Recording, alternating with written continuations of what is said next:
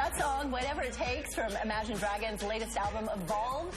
It's the first album in a decade to have 3 songs hit #1 on the alternative chart, according to Billboard. And Dan Reynolds, frontman for the Grammy-winning band Imagine Dragons, joins us live here in studio this afternoon. Dan, thanks for being here.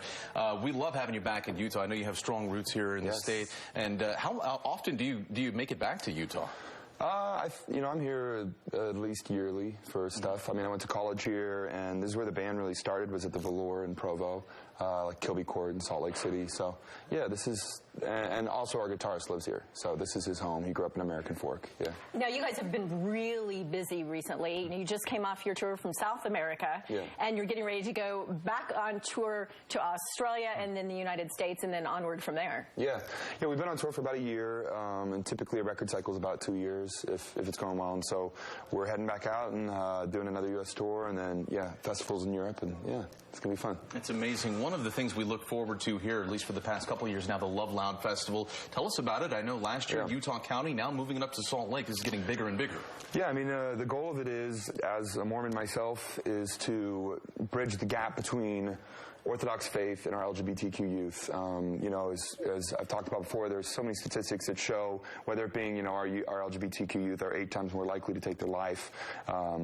They're just devastating statistics that need to change. And I think, being a Mormon, I know that we are a good, loving people, but we have a lot of work to do. And so this is about bringing together the entire community, not just people of faith, people of non-faith, talking about what it means to truly love and accept our LGBTQ youth and create a safer environment for them. Now, when you did this last year, you had more than 17,000 people come to your concert in Provo, but this time you're doing it at Rice-Eccles Stadium, and that is a much bigger venue for more people to show up and support you, but not only Imagine Dragons, but you have other acts performing as well. Yeah, so it's Imagine Dragons is playing, Zed, Grace Vanderwall, Mike Shinoda from Lincoln Park, as well as a bunch of local acts and LGBT acts, and Tegan and Sarah have gotten involved. There's going to be a lot of speakers. This year's going to be exponentially bigger in a lot of ways, but yeah, I'm really excited. It's July 28th, and last year we had the church put out that endorsement, and I've been talking with them through this year and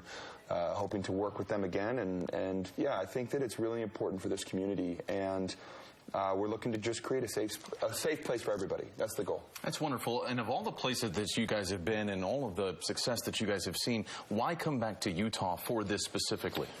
One, Utah we need help here. The suicide rate among youth is one of the highest in the nation, and like I said, our LGBTQ youth are especially at risk. And so, Utah's already done some things, even in the last year, whether it's putting together a crisis campaign for our LGBTQ youth, which is rad.